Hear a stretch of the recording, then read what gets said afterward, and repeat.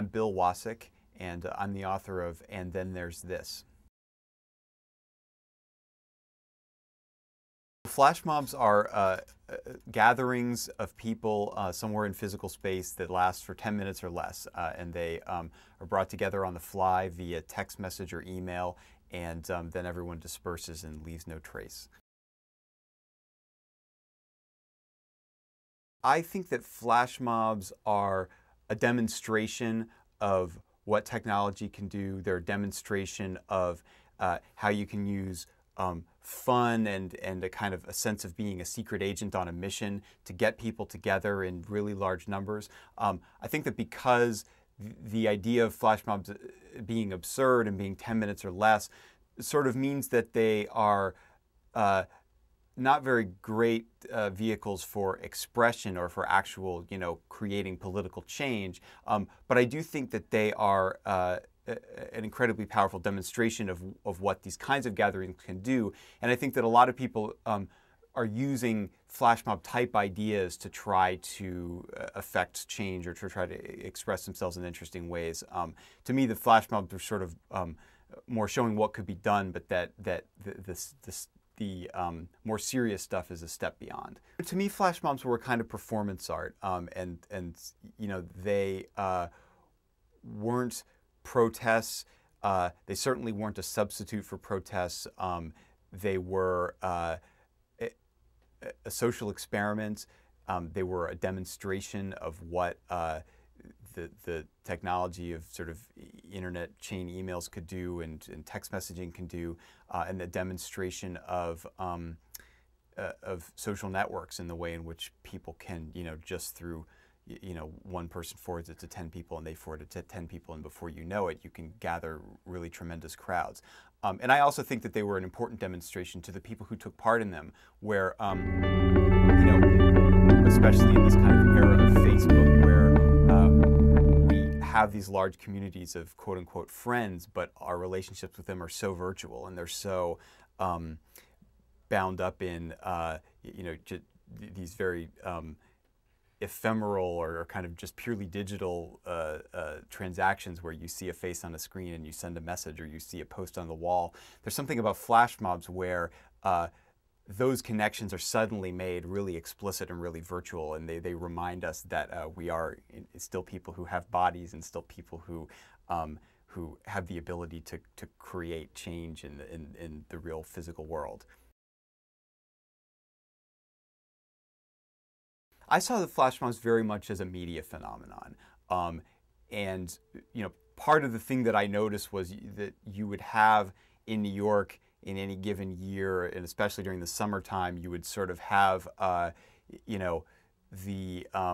hot new show of the summer, whether it was a comedy show or some hot new band. There would be something that would sort of flicker out through the sort of hive mind of the young kind of cultural class in New York about where to go and what to do and what to see. And part of what I was trying to lampoon with the flash mob was the idea of the next big thing, that the flash mobs, it was like I was creating the next big thing, and I was saying, well, I'll tell you what the next big thing is. It's nothing. Let's all get together for nothing at all. And that was sort of part of the joke, was a sort of gentle jab at this New York attitude of let's try to find the hot new thing before everybody else gets there. Let's all converge on some new thing and make a mob there. And so the flash mob was a very literal enactment of that. And in fact, part of why I was so surprised to see the mob spread to other cities so quickly is that I sort of felt like what I was doing was a quintessentially New York thing, and I was very pleasantly surprised to see people responding to the idea in other places as well. Probably our biggest flash mob here in New York was at the Toys R Us in Times Square. I don't know if you've been to that Toys R Us, but it's this incredible spectacle. There's a working Ferris wheel inside the store that sort of is like 3 stories tall, and there's a giant animatronic T-Rex dinosaur up on the top floor where it has these lifelike dinosaur movements and it roars, and so we had a flash mob up there on the 2nd floor where everybody filtered in secretly, and they were just hanging out around, in the Barbie palace or with the G.I. Joes or that sort of thing. And then at the appointed moment, they all rushed this dinosaur and they got down on their knees and they cowered behind their hands like this dinosaur was a terrible god. And this was really just a phenomenal thing to see. This is one of the biggest, most kind of impressive stores in the whole city. And we basically just shut down the whole second floor with this impromptu kind of enacting of fealty to this dinosaur, and it was really a kind of magical moment of sort of crystallizing personhood into the we had sort of disrupted the flow of this store in a way that was just really remarkable to see. A lot of flash mobs happen in public space, or they happen in sort of semi-public space where you're allowed to come in as someone who's just, going to shop, for example. But when you try to express yourself in any way, when you try to do anything that's outside of the so-called prescribed things that you do in that space, then suddenly you're considered to be a trespasser, suddenly you're considered to be an interloper. And I think one of the reasons why flash mobs were so powerful for people, especially here in the United States, is that we've lost so much of our tradition of public space in this country. That today in, the sorts of suburbs where most people grow up, or even here in New York City or in cities around the country, what passes for public space might be a shopping mall. That shopping mall is technically private space, but you sort of think, well, that's where you go and meet your friends, and that's where you go and, walk the supposed streets of the mall in order to do your shopping. Of course, try to express yourself in that kind of space, and you'll quickly find out just how non-public that space is. And so, a lot of the fun of the flash mobs was that because they were 10 minutes or less, usually the police would show up just as the point that everyone was leaving. Usually they wouldn't be so mad about it, the police. They would have just gotten a call, oh, there's some weird occurrence going on. And by the time they got there, they would see that everybody was just having a good time and they were all leaving and that there wasn't any threat. But I do think that it managed to be a sort of intrinsic political statement that way, that it was very much a meditation on public space and what you can and can't do in a lot of spaces today. The best way to do it is to start one of your own. It's just a matter of sending an email out to the people that you know and telling them to send it along. I was anonymous as the organizer of the flash mobs in New York, in part because I felt like that the mob would make itself based on people forwarding the message around, and that even though I would sort of arbitrarily give it a place to go and give it something fun to do, that really the mobs were leaderless in the sense that, I couldn't make a mob out of just the people that I knew. I had to rely on the networks of the people I forwarded to and the networks of the people they forwarded to and so on in order to get the group together. So I think anonymity is a great way to do it, because it makes it clear that you're not just organizing a flash mob for your own personal aggrandizement. It's instead you're doing an experiment to see how many people you can get to come together in a physical space, and when other people pass it along, they're essentially taking on the project they're essentially taking on the project for themselves and saying, by forwarding the message along, they're in the same position that you're in. They're taking on the experiment as their own. I use the word hipster in my book and use it just in conversation sort of reluctantly, because it sounds like an insult. And I don't mean it as an insult. And I'm also, when I'm, talking about hipsters, I'm not talking about, some extreme group of ultra trendy people holed up somewhere in Williamsburg or Red Hook, or, I'm not talking about some really small or elite group of people. To me, I use the word to describe this kind of national or even international consensus that exists among city dwellers of a certain age and of a certain kind of cultural disposition. People who listen to indie rock and people who dress in sort of somewhat similar ways. And to me, as you say, what's remarkable is how steady that kind of cultural cohort has been in their tastes and in the kind of uniformity of their tastes, and also just how undifferentiated it is from place to place to place. I mean, you sort of talk about going to Williamsburg after 4 years and feeling like everything's the same. Well, what I find remarkable is that, you go and see people in San Francisco, or you see them in Chicago, or you see them in Boston, all around the country. If you go and see your friends who are part of the same rough demographic, you'll find that that they're all listening to the same bands and they're reading similar books. They're interested in the same kind of culture. And to me, this is just one of the products of the internet. It's the fact that that the internet has allowed people to find culture instantaneously and simultaneously. The fact that the internet has also allowed, geography not to become too much of a factor in terms of what music you're listening to or what newspaper you're reading. I mean, people in San Francisco are as apt to read the New York Times online as people in New York are, and so you find that people are able to access the same sort of stuff, and so on. So to me, when I talk about hipster culture, to me it's this kind of fascinating national urban middle brow. And that it has remained remarkably stable in terms of how people dress and what people are into, and that it is, it's the way to be a kind of upwardly mobile, urban, sort of 20 and 30 something in America today. I've heard other people use the expression indie yuppie instead of hipster, and that maybe is a more apt expression in that it gets at the kind of uniformity of this culture across the country. To me, what's replaced differentiators based on where you are, or differentiators based on different sort of camps or schools, I think that,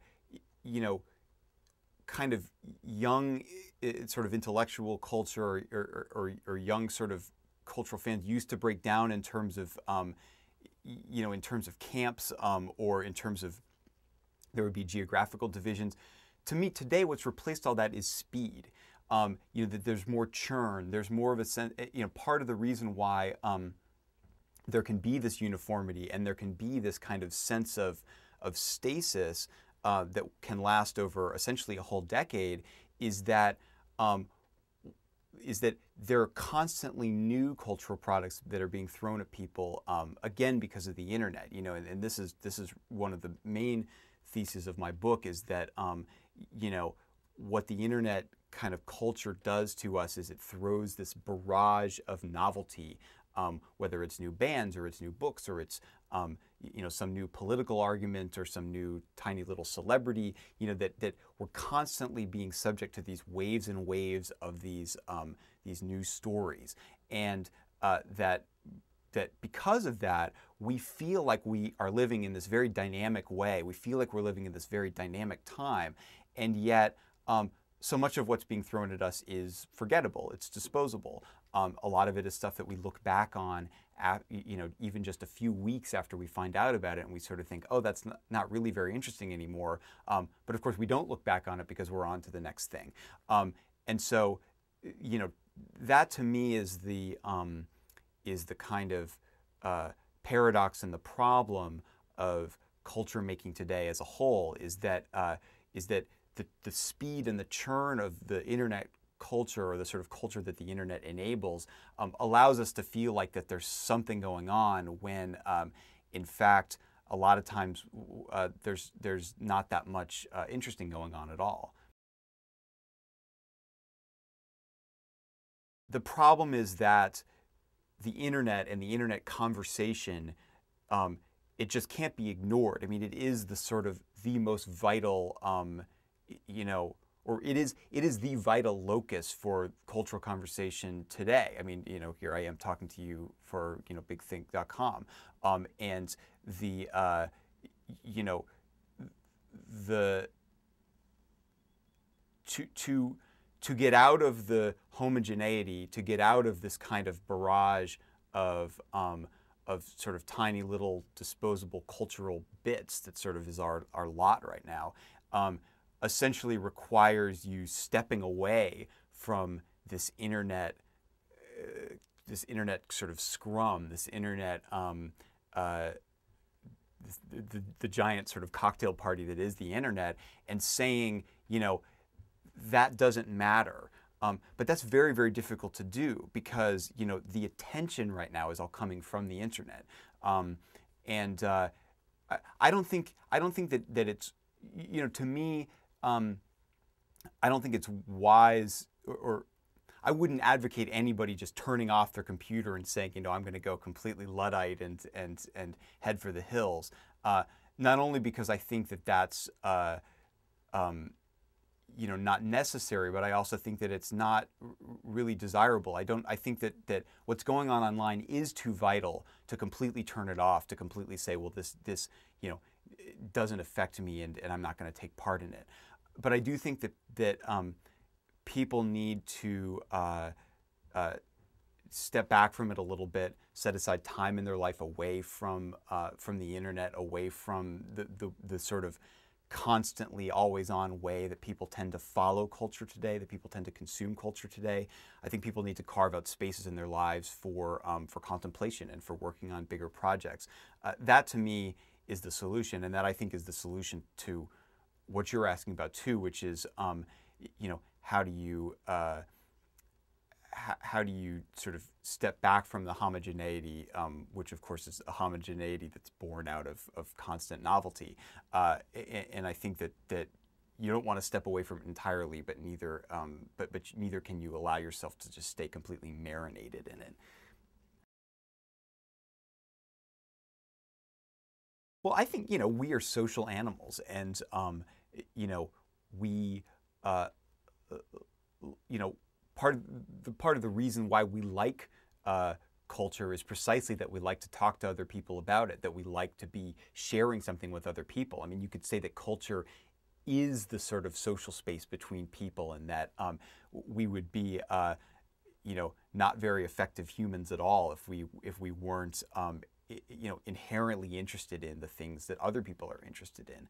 I think that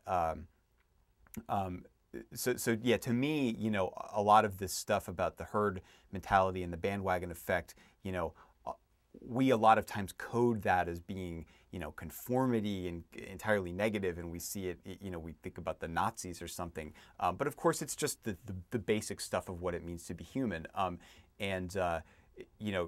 To me, a lot of this kind of internet culture, what makes it so fascinating is that the tools of the internet allow us to see what other people are seeing, to track what other people are viewing. We have all this data that allows us to see, what's popular and what isn't. And so we have all of these tools that let us see, where the herd is going. And so it makes it that much easier to follow it. In terms of pros, I think that it is amazing how much the internet has leveled the playing field for people who want to find a large audience and find it very quickly. All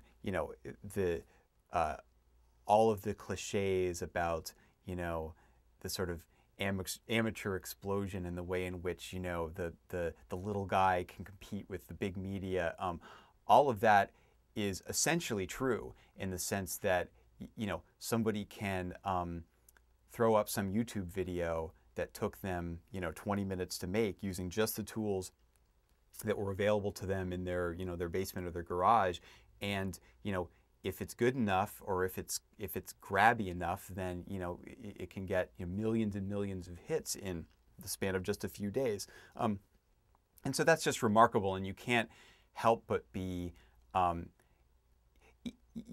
sort of lose sight of how revolutionary that is.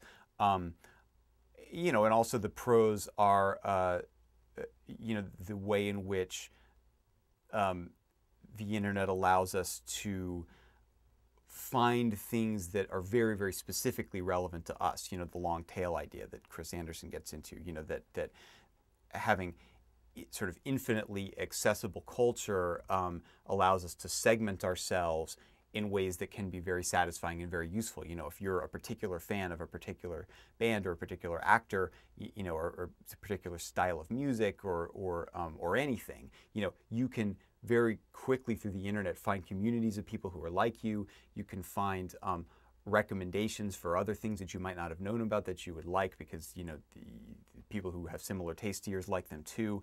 The internet can be very useful in helping people feed very niche passions and thereby to create market opportunities for people who in like a very mass culture would have a hard time getting by. You know, if you're, you know, if you play a particular obscure kind of music, then, you know, you might have had trouble finding the 5,000 people out there in the world that would be inclined to buy your CD. But over the internet, you know, you can have a going business from anywhere in the world, you know, taking orders and mailing out CDs, and that can be very useful. In terms of the cons, though, you know, I feel like the technology, both on a personal level and on a cultural level, encourages this relentless distraction. It encourages short-term thinking in the sense that the internet is always dangling in front of us these incredibly sort of viral, contagious little bits of culture, you know, whether they're videos or songs or you know, little pieces of political news or that sort of thing that we will become obsessed with, you know, in any given day, and that sort of drowns out any more boring kind of, but like more important and longer term considerations that we might have. That to me is the fundamental downside, and it's to me the thing that we really need to come to terms with. You know, because right now I feel like that for a lot of us, the level of distraction in our own lives and the level of distraction in the sort of media ecosystem has become unsustainable. I think that the Kindle is a really interesting device and a great thing to keep your eye on. One of the things I love about the Kindle is the fact that it separates the act of choosing the information from the act of consuming it. And that I think is more valuable than a lot of people think. I think part of the reason why people hesitate to pay for any content online is that, you know, it slows them down. You know, they want to be, you know, surfing from this thing to this thing to this thing, and just the idea of having to stop and pay for something is, it feels like too much of an intrusion in this kind of like hypertextual surfing through you know, what's going on in the world. The thing I like about the Kindle is that you know, you either through the Amazon store you buy a book, or there's an email address through which you can send yourself, say, a long article, or even your own Word document that you want to read, and then it beams down to your device, and then you're able to take your device to some other place. It's not connected to the internet. You sit there and you read, you know, in a more leisurely way, the things that you picked out for yourself. That I think contains the seeds of a sort of possible business model, because it seems to me that the kind of content, you know, that it seems clear that short stuff is inherently going to be free, in part because there are so many people making it, you know, and in part because you know, it's going to be a part of this sort of big sort of churning conversation, but that that the longer stuff, even if people aren't getting it in a physical form, I think you might still be able to convince people to pay for, especially if what you're essentially giving them is an experience away from your computer, away from your BlackBerry, away from your iPhone, where it comes into a special device that's designed to be a respite for all of that.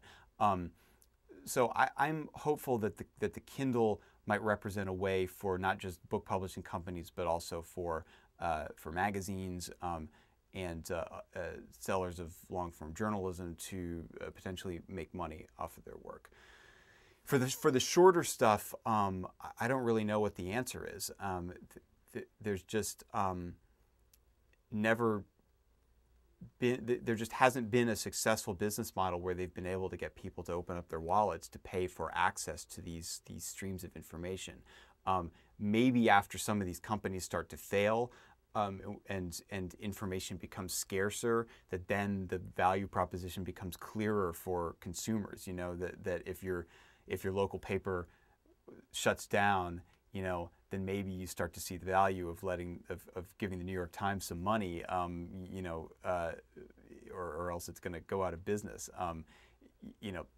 I think I agree with people also who say that the nonprofit business model looks pretty good to newspapers right now, and that it's maybe even the best way to think about newspapers as a sort of public trust, that we don't expect them to turn a profit. We don't expect them to be hugely profitable corporations, which is what the big companies that have bought them have expected them to be over the past decade or so.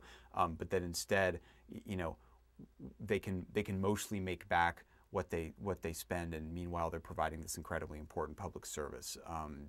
That I think is going to become a really big model in the future as well. Well, the New York Times is certainly number one. And they, by the way, I think have done a great job in the past few years of reinventing themselves on an internet model and integrating blogs and multimedia stuff. They've gone big onto Twitter. They haven't figured out how to make it pay yet, but certainly they've been nimble on the editorial content side of figuring those things out. I really like Metafilter, which is a group blog that's been going for I think 10 years now. Its motto is best of the web, and it's essentially just a bunch of members who go out and find really interesting stuff and post them for other people. And it's to me a sort of constantly fascinating way to find new and interesting stuff online. There's another site called BuzzFeed, which is run by Jonah Peretti, who I profile in part in the book, which is another great site that's out there. They actually have sort of automated engines that cull through blog statistics and everything to find interesting trends in what people are doing and talking about online. And BuzzFeed definitely gives me lots of great stuff. I think I'll leave it at those three. I think that the fact that our articles are long makes a big difference. And we typically run features that go from 5,000 words up to 10,000 and beyond. So and we can only run 4 of them in every issue. So I think that very fact, the very sort of technological, if you will, fact of what it is, the form in which we're putting our content, it's inherently focusing us on questions of like what is important and what is important over the long term as opposed to the short term. I mean, the fact that we have a long turnaround time, that we close an issue in June, that issue won't even hit newsstands until mid-July. So we have to be thinking not what's relevant now, but what's going to be relevant to a reader in 4 to 8 weeks when the magazine is actually on the newsstand. So to a certain extent, we're helped out by all of our limitations, which come from being a sort of old, a publishing, from being sort of an old style publishing model. And with the internet, where you have infinite capacity, you have you have the ability to immediately publish things. The challenge is putting constraints on yourself that sort of keep you thinking big picture and that keep you thinking long term. I think we're able to do it because of the constraints that we have of being a monthly print magazine. I do. I believe very strongly that, you know, as everything gets shorter and faster, that there is a kind of inherent human instinct to want to escape from that into things that are longer, things that are more meditative. I definitely see a great future for the book, you know, because I think that, you know, the book right now is an oasis, more than it's ever been, from the demands of a sort of 24/7 media environment. And I also think that magazines like Harper's and the New Yorker are similar oases from that, that they might be about the world at large, but that they're coming at the world at large from a much more focused and contemplative and far-reaching perspective. You know, they involve reporters taking months to compile their material, and, you know, often weeks or months just to write the material in order to create a long piece of narrative journalism that will feel relevant and will feel important even months down the line. You know, I think that there will always be a space for that, even if the print medium itself isn't the way that those kinds of pieces are delivered. I'm also very hopeful about the Kindle as a possible vehicle for long-form narrative journalism.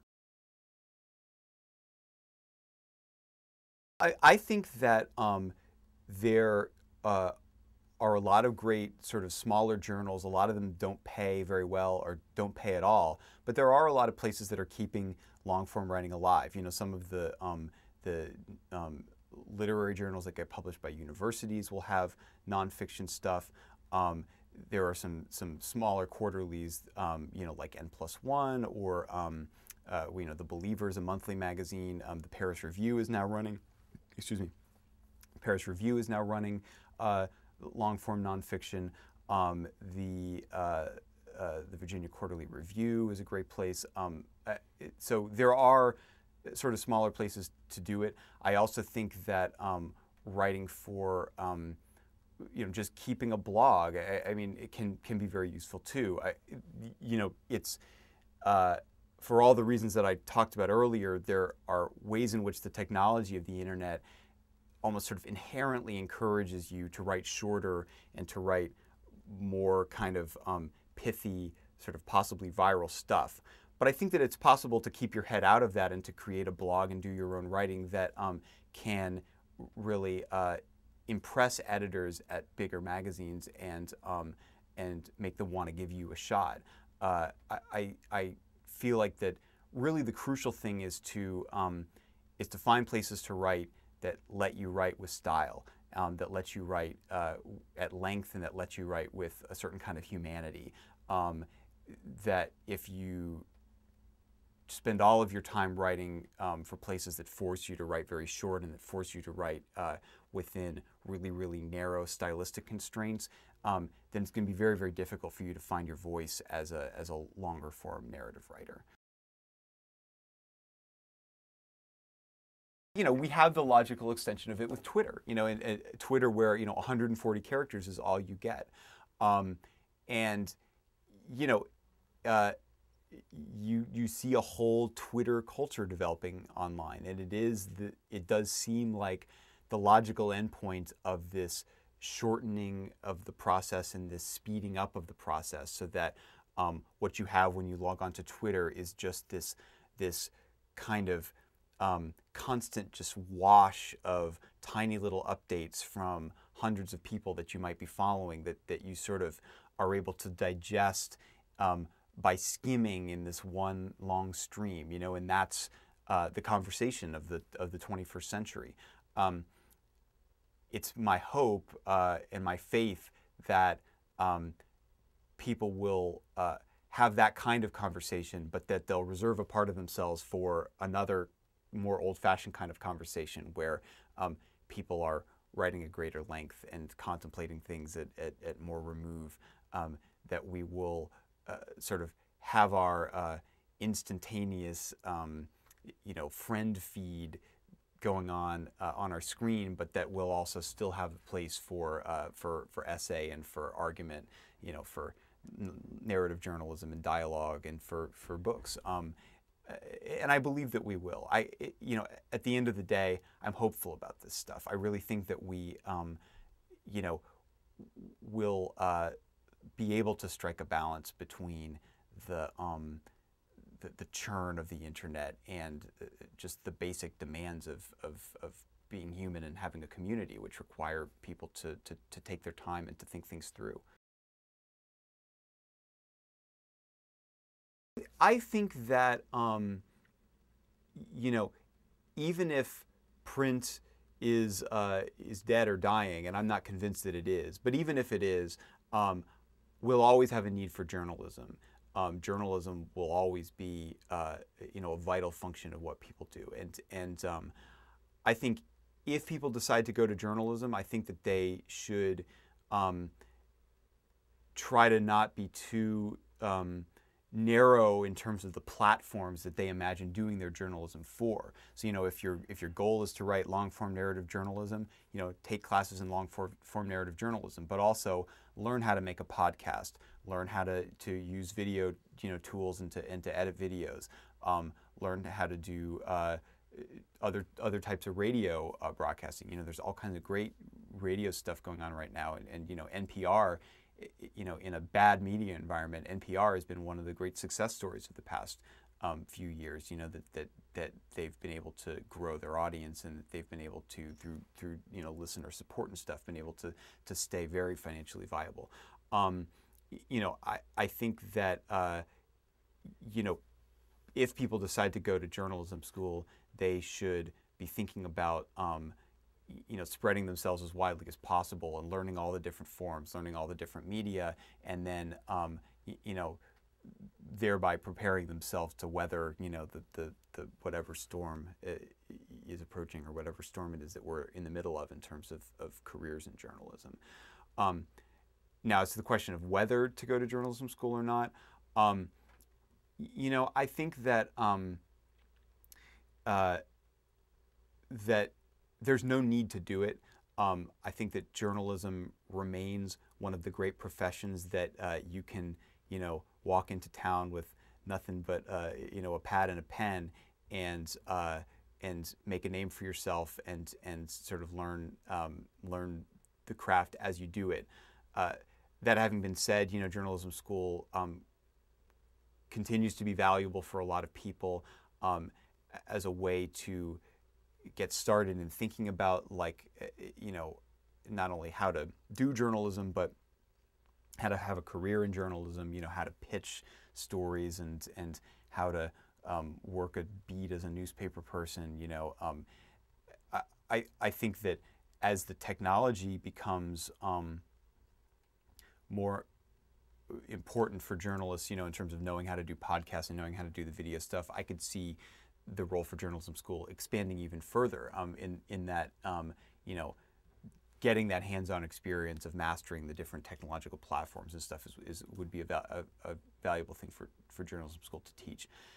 I sort of see journalism school, I think, the way that a lot of short story writers see MFA programs. The value in it isn't what you learn from the professors per se. The value is the time of giving yourself the time to sort of figure out what you want to do and find your voice, and also the company, the value of spending those years in the company of other students who are aspiring to the same sorts of things you're aspiring to, and in the company of some really accomplished professors who can share some of their wisdom with you. Now, at a lot of journalism schools, the price that you pay for the time in that company is pretty high. And so, that's a decision that everybody has to make on their own.